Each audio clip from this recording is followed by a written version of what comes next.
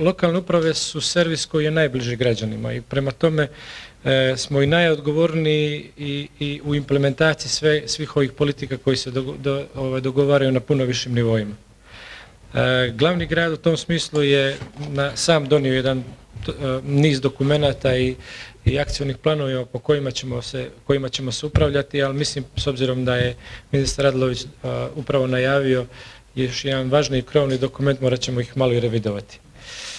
Mi smo u septembru prošle godine donijeli akcioni plan održivog razvoja glavnog grada.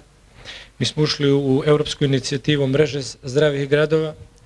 Mi smo trenutno u toku finalnim koracima pristupanja zelenim gradovima, što je inicijativa EBRD-a, s kojom želimo da stvorimo dalje pretpostavke i planske dokumente za održivi razvoj ovoga grada.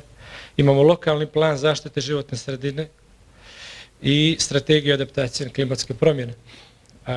Zadnja aktivnost grada je upravo, kao što je profesor Đurović rekla, formiranje posebne službe unutar glavnog grada koja će se baviti međunarodnom saradnjom i koja će između ostaloga se baviti projektima koji će imati za cilj privlačenje, da kažem, EU fondova, koji će se baviti projektima iz oblasti održivog razvoja. Tako da glavni grad je tu, radimo, izuzetno cijenimo dobru saradnju i sa Paneuropskom unijom, i sa ministarstvima, i sa vladom, sa UNDP-em i sa ostalim institucijama koji su ovdje prisutni i jedino zajedničkim snagama mi zajedno možemo da uradimo nešto više. U tom smislu mi smo se približili biznis zajednici i nevladinom sektoru, jer samo tom takvom sinergijom možemo da ostvarimo ono što je održivi razvoj ovoga grada.